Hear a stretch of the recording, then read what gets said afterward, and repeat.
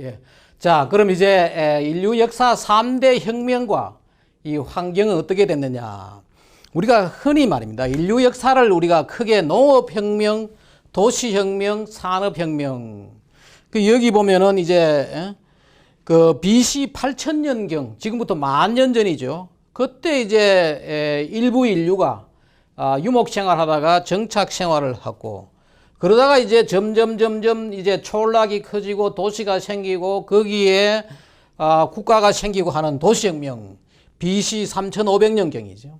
그리고 이제 영국에서 제임스 와트가 스팀 엔진을 발명으로 해가지고 산업혁명이 1765년도에 생겼다.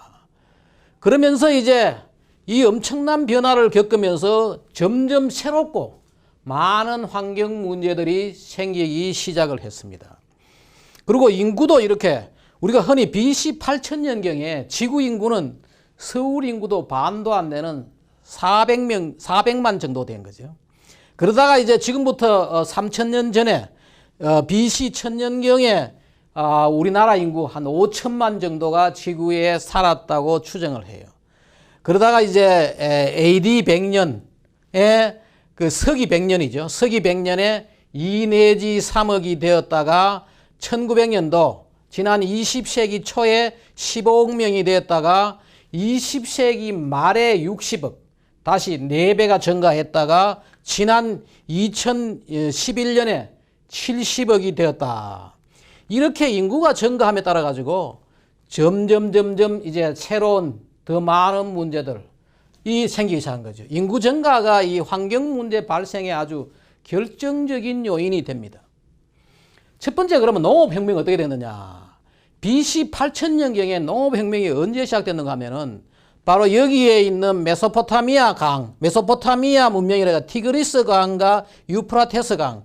이 포타미아라는 말이 원래 그리스 말로 이 강이라는 이야기입니다. 메조라는 게 뭔가 중간이죠. 강 중간에 티그리스 강과 유프라테스 강 이 중간에 여기에 비옥한 지역이 있었던 거죠.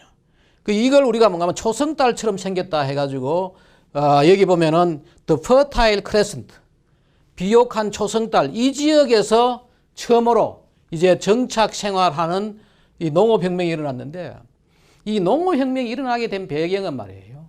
뭐냐 하면은 원래 이 16,000년 전에 빙하기가 끝나고 말이에요. 점점 따뜻한 이 온난 기후로 변해가는 거죠. 그럴 때 이제 뭔가 하면 대형 초식동물이 나타났어요. 그리고 대형 초식동물 나타나니까 이때 사람들이 뭔가 하면 그 지역에 과도한 사냥을 하기 시작한 거죠. 그러다 보니까 이 종이 멸종이 되고, 또 그 당시에 이제 온난기를 거치고 다시 이렇게 냉각기로 점점 추워지니까 이런 유목으로는 살아갈 수가 없는 거죠.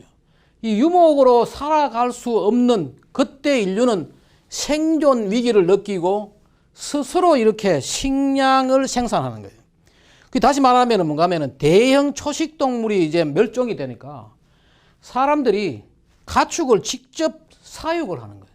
그렇게 해서 이제 가축 사육이 일어나고, 또 작물도 재배하고 정착 농경 생활을 하는 거예요. 그리고 유목 생활의 위기 때문에 결국은 생존 전략으로 이 농경 생활을 인류가 시작을 한 거죠. 근데 이 정착 생활하는 이걸 우리가 뭐라 그러냐? 아마 학생들 학교에서 다 배웠을 거예요. 바로 신석기 시대예요. 뉴스톤 에이지 또는 네오리틱 에이지라 그러는데, 이거 시작되면서 이때 사람들은 뭐냐? 이 불을 사용하고 말이에요. 정착 농경 생활을 하면서 불을 사용하고 움막 또는 이 동굴에서 거주하는 거예요. 그런데 그 당시에도 뭐냐? 먹는 물이 필요하고 말이에요. 그리고 또 배설물들, 또 실내 공기 문제, 움막에서 동굴에서 거주하니까, 그리고 불을 사용하면서 산림을 훼손하고, 물론 소규모지만은 이때 이러한 환경 문제가 생긴 거죠. 바로 이 정착 생활을 하면서 처음으로 인류는 최초의 환경 문제를 겪게 되는 거죠. 그전에는 뭐냐? 유목 생활할 때는 여기에 살다가 더러워지면은 저쪽으로 옮기고 이렇게 살았는데, 한 곳에 살려니까 환경 문제가 생기고 또 이렇게 환경 관리가 필요한 거죠. 그 당시에는 대부분 다가 뭐냐? 자기가 살아가는데 필요한 배설물, 먹는 물 이런 것들이. 하지만은 뭐 하느냐? 여기에 많은 곳에서 뭐냐 하면은 곳곳에서는 여전히 많은 인류가 유목 생활을 하는데 일부 지역에서 이런 식으로 정착 생활을 했죠. 지금도 몽골 같은 데는 가면은 유목 생활하는 사람들이 있어요. 있는데 그 당시에 이런 식으로 됐다. 자, 그러면은 이제 사람들이 모여가지고 촌락이 점점 커져가지고 이제 도시가 되는데 이 도시혁명은 흔히 우리가 이렇게 이야기합니다. BC 5500년경, 지금부터 한 7500년 전에 메소포타미아 지방, 똑같지요? 메소포타미아 지방의 우르크 이전 지역이죠.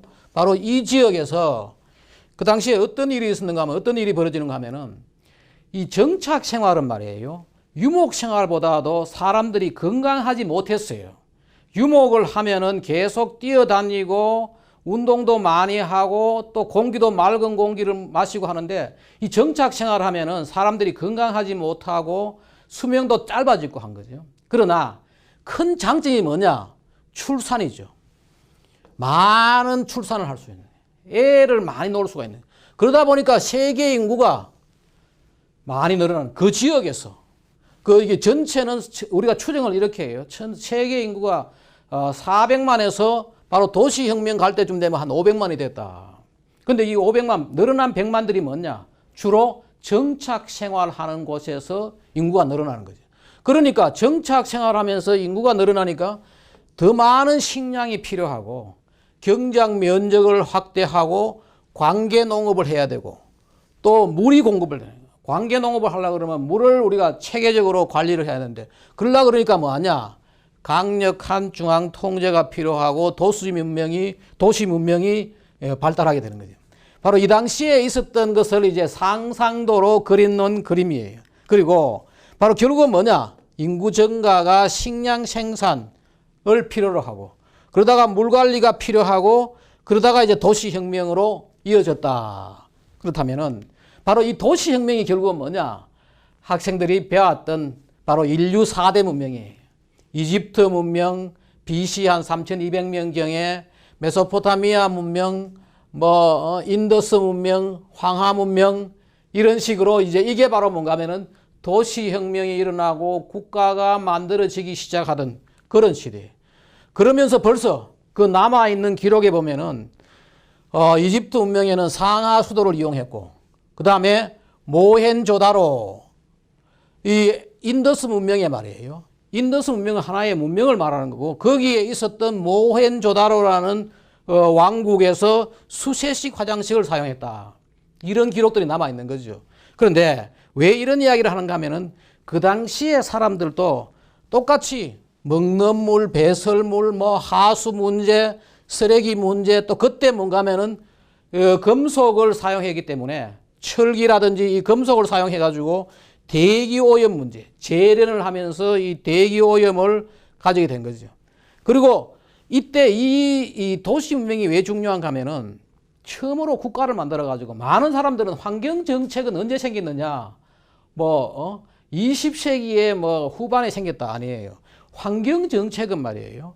국가가 생길 때부터 환경 정책이 있었어요. 주로 생활한 게. 바로 먹는 물 문제. 바로 이 이집트 문명에서 상수도 하수도가 있었다는 것은 뭔가 하면은 그때부터 벌써 뭐냐면 환경 정책이 있었다는 거죠. 물을 멀리서 끌어오고 사람들이 물을 사용하고 나오는 하수를 어떻게 버리고 수세식 화장실을 만들고 다시 말해가 환경 정책은 말이에요. 국가와 국가의 출현과 함께 이루어진 것이 환경 정책이다. 환경 정책은 굉장히 오래된 국가의 정책이었어요. 어쩌면은 교육이라든지 이런 것보다도 먼저 그런 식으로 정책이 생겼다. 그 도시 문명이 일어나가지고 뒤에 큰 도시가 된 게 뭐냐면은 바로 남아있는 기록들 보면 그리스 시대예요. 그리스의 큰 도시가 뭐냐? 바로 아테네의 그 당시에 30만. 그 BC 1000년 전이, 지금 3000년 전이죠. 근데 이때 어떤 기록이 또 남아있는가 하면은 바로 그리스의 최초의 환경서가 나왔어요. 바로 뭐냐? 히포크라테스, 아마 의사의 아버지라 그러는데 실제로 히포크라테스는 의사의 아버지 이르기 전에 최초의 환경 전문가였어요. 이 사람이 쓴 책이 뭐냐? 공기, 물, 장소에 관하여 On Air, Water and Place. 이런 책을 그 당시에 벌써 기록으로 남겼는 거예요. 이 사람이 뭔가 하면은 사람이 건강하게 살기 위해서는 바로 공기, 물, 또 그 살아가는 장소를 잘 관리하고 잘 가려야 한다. 그러면서 여기 나오는 내용들이 뭔가 하면은 오염된 물은 질병을 유발한다. 그리고 또 낯선 도시에 갔을 때 주의 깊게 봐야 할 것은 그곳 주민들이 먹는 물이다. 지금도 보면은 이 히포크라테스가 했던 말 중에 아주 우리하고 지금 와닿는 것이 많이 있어요. 그 당시에 한 이야기가 뭐냐면 자연은 병에 좋은 힐러, 치료제다 뭐 이런 이야기예요. 자연은 좋은 병의 치료제다 뭐. 그리고 모든 것이 과하면은 자연과 반대다. 중용에 대한 이야기도. 여기서 말하는 중용이라는 것은 어떤 뭐라 그러나 도덕적인 그런 중용을 말하는 것이 아니고 바로 우리가 자연을 가지고 먹고 뭐 이럴 때 바로 과다한 것은 자연에 반대된다. 환경적인 것들 이런 측면에서 자연과학적인 측면에서 벌써 이런 얘기가 있었고 그 다음에 또 뭐냐 걷는 것은 인간의 가장 좋은 베스트 메디슨이다. 왜냐하면 우리 조상들은 하루에 15km씩 유목 생활할 때 15km씩 뛰었다는 거죠. 그런 것들 이런 것을 이제 이 사람들은 그 당시에 벌써 이런 이야기를 한 거죠. 유목 생활에 대한 이해가 없었어도 그때 이분들의 어떤 그런 생활 습성이라는 이런 걸 가지고 바로 이 working is the best medicine 뭐 이런 말도 있었고 또 로마 시대에 와서는 말이에요. 더더욱 이제 환경 정책이 중요한 거죠. 로마에 보면은 로마 시대에 여기 저 목욕 문화가 발달했고 말이에요. 또 그다음에 로마는 그 로마라는 도시에 물을 끌어오기 위해 가지고 이런 식으로 수로를 만들었어요. 지금 같으면은 이런 식으로 펌프를 하지만은 그 당시에는 펌프가 없으니까 이런 수로를 만들어 가지고 9개의 수로를 만들어 가지고 로마로 물을 끌어와 가지고 도시를 유지를 했다는 거죠. 하고 그다음에 무슨 모래 자갈 여과도 하고 또 물에 있던 부유물들을 가라앉히는 그런 기술도 발달했고 말이에요. 그런데 이 로마의 중에 멸망 원인 중에 하나가 뭐냐? 로마의 멸망 원인 중에 하나가 뭐냐? 또 하나 환경 문제. 그 당시에 로마로서는 먹는 물 문제가 아주 중요한 문제였고 또 하나가 그 당시에 많은 이 로마에서 납을 쓴 거죠. 납관을 쓰고 그때 이 상하수도 시설이 발달했는데 대부분 다 납을 쓰는 거죠. 납오염 문제. 그다음에 매연과 심각한 산림 파괴가 일어났다. 그때 로마 사람들이 배를 많이 만들고 조선, 제철, 재련 이런 걸로 가지고 산림을 파괴해 가지고 불로 태우고 하니까 이것이 결국은 뭐냐 하면은 하나의 대기오염 문제, 납오염 문제 이런 것들이 하나의 로마 멸망의 원인이 되었다. 바로 여기 보면 그거 나오죠. 바로 그런 이야기. 바로 납 포이저닝. 로마에 물 공급하는데 수도관에서 그 당시에 그걸 몰랐던 거죠. 그 당시에 납으로 된 상수도관을 쓰다가 결국은 많은 사람들이 납에 오염되고 하는 거죠. 자, 그럼 이제 중세 유럽으로 넘어가서 환경이 어떻게 달라졌느냐 보면은 말이에요.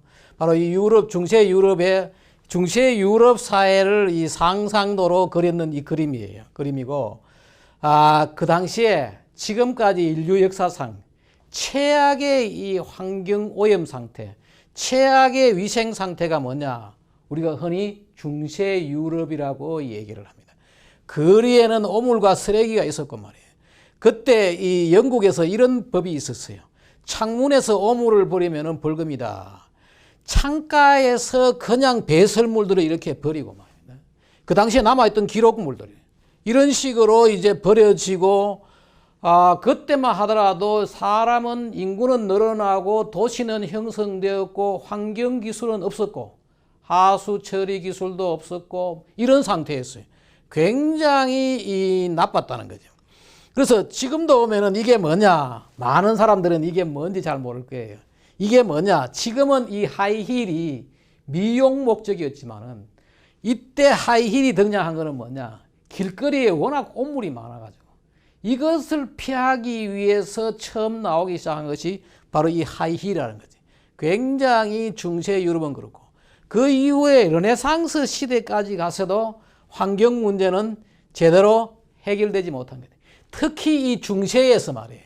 중세에는 인류 역사상 가장 큰 환경 재앙이 있었다. 그게 뭔가 하면 바로 잘 알고 있는 바로 흑사병이에요. 패스트. 이 패스트 흑사병도 환경 재앙이에요. 지금 유럽 인구의 3분의 1 내지 2분의 1, 30% 내지 50%가 줄었다는 거예요. 초대형 이 환경 재앙인데 이때 뭔가 하면은 1300년대부터 이 카스피의 흑해 이쪽에서 시작되었던 것들이 영국 전 유럽을 휩쓸었던 거예요. 전 유럽을. 왜 그러냐? 바로 이 흑사병이 생겼던 이유는 뭔가 하면은 바로 이 도시의 위생이 나빴고 산림을 파괴한 거지. 그 당시에 많은 사람들이 이 난방 연료를 쓰기 위해 가지고 산림을 잘랐고, 산림을 자르니까 어떻게 되느냐? 매가 자랄 수가 없는 거죠. 매가 사라지고, 매가 사라지니까 쥐의 천적이 없어지는 거죠. 그 쥐가 이제 엄청나게 생기고 그 쥐가 비위생적인 도시로 내려와 가지고 말이에요. 이러한 문제가 생긴 거죠. 바로 그 당시에 이 쥐가 도시를 덮쳤다는 거예요. 그리고 바로 여기 보면은 이런 이야기가 나오죠.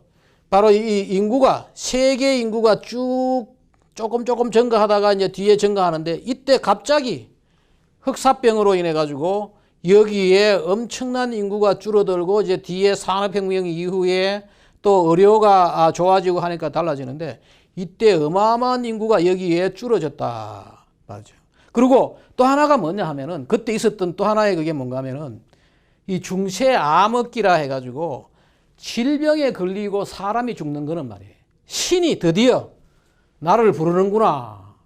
그러한 종교적인 이유도 많았다는 거예요. 그러다 보니까 그 당시에 사람들이 왜 질병에 걸리고 어떻게 하면은 환경을 청결하게 유지되느냐.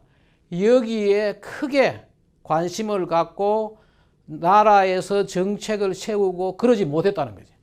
그래서 이렇게 큰 재앙들이 중세. 그래서 인류 역사상 말이에요. 가장 나쁜 환경 시기를 가졌던 게 뭐냐. 여기 이 자료를 보면은 영국에도 1348년에 이제 흑사병이 돌아가지고 거의 인구의 이 30 내지 한 50%가 줄었다.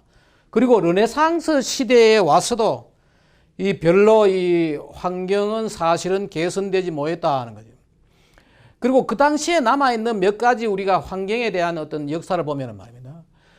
재밌는 것 중에 하나가 뭔가 하면은 1596년도에 지금 우리가 쓰고 있는 이 수세식 병기를 존 해링턴이라는 이분이 이제 이것을 영국의 이 왕궁에 있으면서 말이에요. 궁에 있으면서 이것을 개발했다는 거죠. 이 사람이 보면은 엘리자베스 1세의 대자 가드선인데 이 사람이 계속해서 이제 바깥에 나가가지고 이 볼일을 보고 하니까 귀찮고 하니까 자기가 뭘 했느냐 수세식으로 병기를 만들어가지고 그때 이름을 뭐라고 하면은 워터 클로짓 물로 되어 있는 벽장 자기가 살던 방에 하나의 벽장을 만들어가지고 거기에 이제 수세식 병기를 놓고 사용을 했다.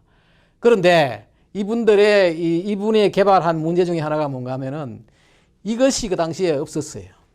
이것이 그 당시에 없으니까 어떻게 되느냐. 냄새가 나지요. 지금은 우리 모든 이 변기에 보면 여기에 있어요. 물이 타고 내려가면 여기에 사이펀 원리로 해가 물이 차이니까 냄새가 이렇게 올라오지 못하는 거죠. 못하는데 이걸 개발한 사람이 뭔가 하면 알렉산더 커밍이라는 사람이 몇백 년이 지났죠. 1996년도에 나왔던 것을 거의 1775년에 그 당시에 이게 뭐냐? 페이턴트 특허를 내고 했던 거죠. 그래서 지금까지 이렇게 하여튼 그렇지만 여기서 이야기하고 있는 것은 뭐냐면은 그 당시에 소위 말해가지고 산업혁명 이전에 여러 가지 환경 문제, 특히 제일 큰 문제는 뭐냐? 바로 배설물. 그리고 또 그 당시에 또 하나가 뭔가 하면 기록에 남아있는 게 1661년에 영국에서 워낙 많은 이 석탄들을 쓰니까 말이에요. 이 이벌린이라는 이 사람이 런던에서 매연을 추방하소서 그 당시에 찰스 2세 왕에게 이런 탄원서를 내가지고 있잖아요. 당시에 이런 기록을 보면 뭐가 하면은 영국 런던에서 엄청난 이 석탄을 사용을 했다는 거예요. 그리고 대기 오염이 심각했다는 거죠. 주로 이 난방, 양조업, 유리 제조, 뭐 대장간 이런 데서 이걸 쓴 거죠. 그 지금까지 우리가 뭐 하는가 하면 과거에 있었던 이 환경사들은 남아있는 기록물을 가지고 우리가 추정을 하는 거죠. 우리나라도 역사에 아마 이런 것들이 남아있으면 우리나라의 과거의 이 환경 문제를 추정할 수 있는데 우리나라 역사는 대부분 다 정치 역사가 많아가지고 이런 것들을 뭐 몇 가지는 있는데 그 추정을 크게 잘 할 수 없지만은 지금 이 우리가 과거에 인류가 이렇게 뭐 도시혁명, 산업혁명, 뭐 농업혁명 이런 걸 지나면서 어떻게 변했느냐. 이 과거에 남아있는 기록을 보면서 당시의 이 환경 상황을 추정을 하는 거예요. 그리고 17세기에 와가지고 현대 과학이 시작되었지만은 별로 이 환경 문제는 도움이 못 됐다는 거죠. 우리가 흔히 17세기에 이 3대 이 큰 변화가 뭐냐면은 물리학에서 뉴턴, 천문학에서 갈릴레오, 그 다음에 이 생물학에서 레벤후크 같은 이런 사람들이 미생물 그 현미경을 만들고 해가지고 말이에요. 바로 현미경 발명으로 해가 박테리아, 기생충 요소 이런 문제들이 다 뭐냐 환경과 관련되어 있죠. 그렇지만 그 당시에 뭐냐 다 이 최악의 위상 상태고 전염병이 만연했고 이것이 그 당시에 실제로 이 병균에 의해 가지고 병이 생기는 것보다도 뭘 태울 때 배출되는 플로지스톤이라는 것을 그것이 상상의 물질이죠. 뭘 태우면은 거기서 이상한 물질이 나와가지고 질병의 원인이 된다. 이렇게 이제 추정을 했다는 거죠. 그때 이런 사람들 뉴턴 그리고 이런 것들은 천동설에서 지동설로 갈릴레오 같은 이런 사람들 그리고 여기에 현미경을 만들고 그때 관찰했던 이런 미생물들이 있었지만은 실제로 이러한 현대 과학이 초기에는 환경 문제 해결에는 큰 도움이 되지 못했다는 거예요. 자, 그렇다면 이제 세 번째, 이 환경 문제에 결정적인 영향을 주는 이 산업혁명을 보면 말이에요. 왜 우리가 산업혁명이 일어났느냐? 산업혁명 초기에 문제가 됐던 것은 뭐냐 하면은 바로 이때 1600년대, 1700년대 이럴 때 태양이 활동이 활발하지 않아가지고 소빙하기가 있었던 거예요. 더 마운드 미니엄. 소빙하기가 그때 있으니까 춥고 하니까 사람들이 뭐냐 난방이 필요한 거예요.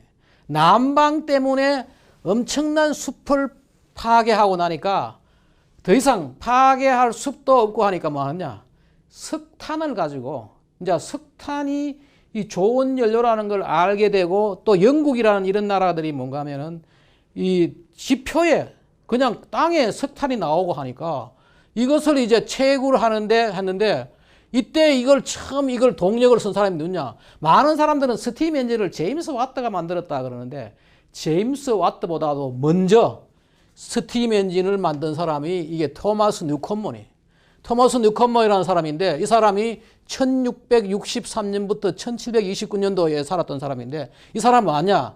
석탄을 땅에서 캐내. 그 추운 이 곳에 빙하기 때 석탄을 캐서 난방으로 쓰기 위해 가지고 생각한 게 뭐냐 하면은 땅에 있는 이 석탄을 캐내기 위해 가지고 바로 여기에 땅 속에 있는 석탄을 들어 올리려고 그러니까 힘이 필요한 거죠. 그때 바로 이런 식의 스팀 엔진을 만들었어요. 이런 식의 스팀 엔진을 만들었는데 영국이란 나라가 뭐냐? 이런 식으로 곳곳에 이 석탄이 있는 거죠.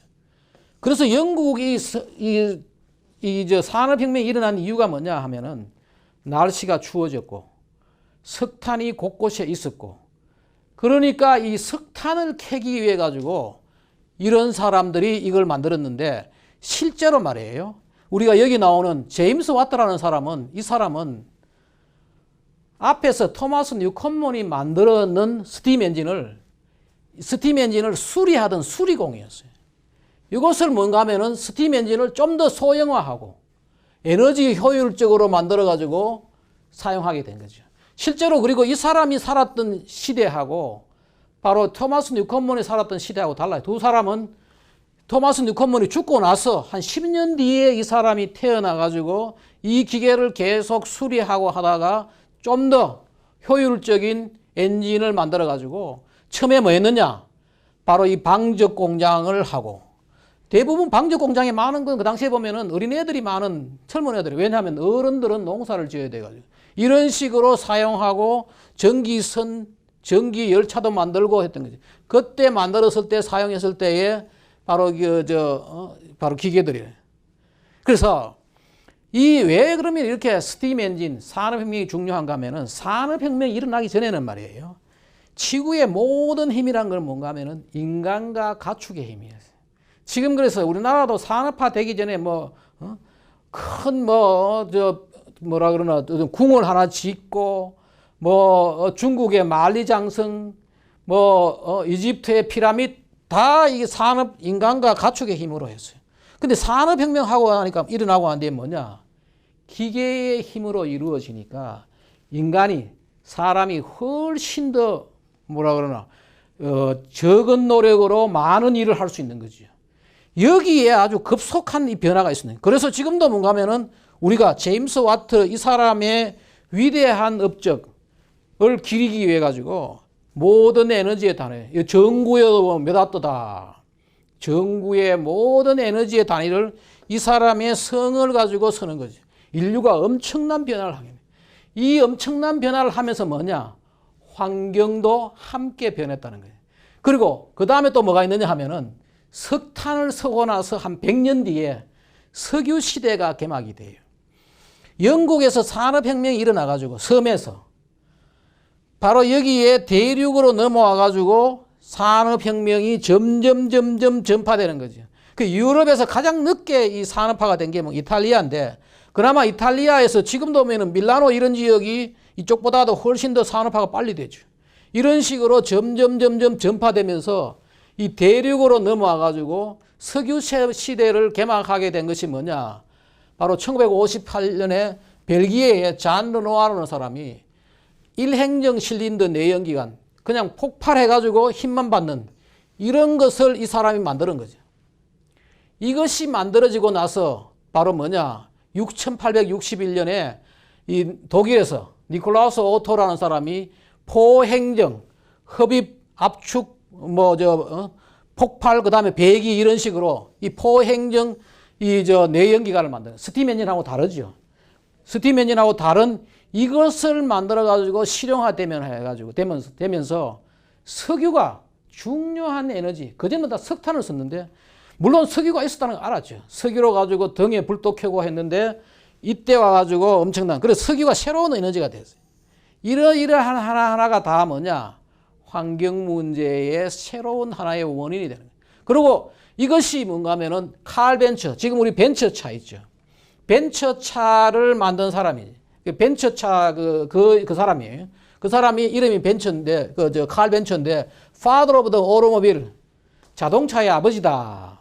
이 사람이 한 거는 뭔가 하면은 니콜라스 오토라는 사람이 내연기관을 만들어 놓으니까 그 내연기관을 그 당시에 쓰던 마차에다가 집어넣은 거예요. 이 사람이 한 거는 뭔가 하면은 이 두 개를 결합한 거죠. 해가지고 자동차를 처음 만드는 거지. 이 당시에 이제 가솔린 엔진을 했는데 이 가솔린 엔진이 효율이 떨어진다고 만든 게 바로 디젤 엔진이에요. 루돌프 디젤이라는 사람이. 이 사람 이름이죠. 이러면서 석유 시대가 있는데 디젤에 우리가 칼 벤처와 루돌프 디젤은 다음에 우리 다시 대기 오염, 자동차 대기 오염에 가서 다시 우리 공부를 합니다. 하는데 이 사람은 불행하게도 제대로 성공하지 못해가지고 나중에 자살도 하고 뭐 했는데 그 이야기를 뒤에 가서 하도록 하고.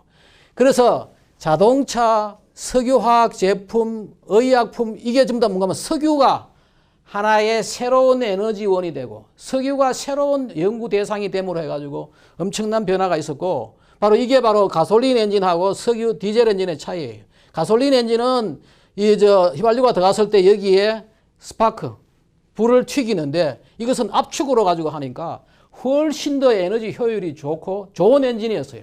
지금도 이 디젤 엔진이 에너지 효율은 훨씬 뛰어나죠.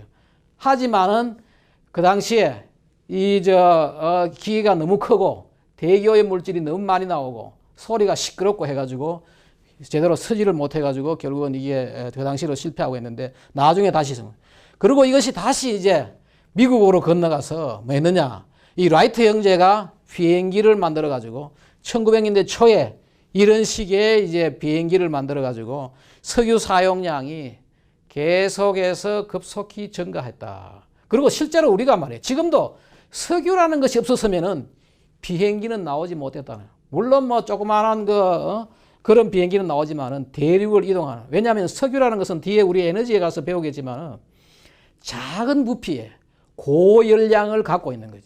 물론 작은 부피에 고열량을 가지고 있는 게 원자력이죠. 그렇지만 원자력은 뭐냐? 그것을 에너지로 쓰기 위해서는 엄청난 규모의 시설이 필요하지만은 이 석유라는 것은 뭔가 하면은 아주 작은 부피에 많은 저걸 가지고 있고 열량을 가지고 있고 이 가벼운 기계로 가지고 쓸 수 있어 가지고 인간이 드디어 하늘을 날 수 있는 그런 일. 그리고 또 무슨 일이 있었냐 하면은 미국에서 토마스 에디슨이라는 사람이 바로 이 직류 전기를 생산하고 전구를 만들어 가지고 바로 이 전구로 가지고 전기로 가지고 뭐냐 동력으로도 쓸 수가 있고 또 저걸 하는 거죠. 등으로. 그 전에 다 뭐냐 초를 썼어요. 양초를 썼는데 바로 이런 것들을 하게 되더라고요. 그리고 1894년도에 바로 또 이 니콜라스 오토란 니콜라 테슬라라는 사람. 지금 우리 테슬라 전기차 있죠. 테슬라 바로 그 전기차의 테슬라가 이 사람이에요. 이 사람은 원래 뭔가 하면 에디슨의 조수였어요. 조수였는데 에디슨보다도 훨씬 더 좋은 교류전기를 만들었다. 교류전기가 여러 가지 위험성은 있지만은 고류전기가 왜 그러면은 직류전기보다도 좋았느냐 하면은 전기라는 거 결국은 에너지 이동체예요. 그 에너지를 아주 적은 비용으로 멀리까지 송전하는 송전 원리를 하고 해가지고 이 사람이 한때 이 토마스 에디슨과 니콜라 테슬라가 전기 전쟁, 직류가 좋으냐, 교류가 좋으냐 경쟁을 하고 결국은 바로 이 니콜라 테슬라가 이겼죠. 그래서 자기가 자기의 조수를 굉장히 미워했다는 이런 식의 바로 역사가. 그래서 바로 전기 문명이 시작되니까 이 전기 문명이 시작되니까 에너지가 하나의 빛이 되고 에너지 운반체가 생기니까 바로 이걸 통해 가지고 조명이라든지 동력. 다시 말해가 뭐냐면은 지금 서울에 어마어마한 에너지를 쓰고 있어요. 근데 이 전기가 됨으로 해가지고 그 에너지를 멀리서 그대로 가지고 올 수가 있었다. 예. 그래서 전기 문명으로 인해 가지고 우리가 에너지의 공간 이동이 가능하게 된 거죠. 그 서울에서 지금 엄청난 에너지를 쓰지만은 그 에너지가 원래 어디서 오느냐? 다른 곳에서 무슨 수력 발전, 태안에서 화력 발전, 울산에서 울진에서 곳곳에서 이런 식으로 원자력이 오고 말입니다. 그 공간 이동이 가능한 거죠. 공간 이동이 가능하고 하니까 도시화가 되는 거죠. 만약에 에너지 공간 이동이 불가능했다 그러면 도시화가 이루어지지 못하는 거죠. 도시화가 되고 그리고 또 에너지를 폭발적으로 사용하게 됐다. 여기까지가 이제 산업화 어떻게 진행됐냐. 그리고 다음 시간에는 우리가 산업화로 인해 가지고 환경이 어떻게 달라지느냐. 거기에 대해서 다시 공부하도록 하겠습니다.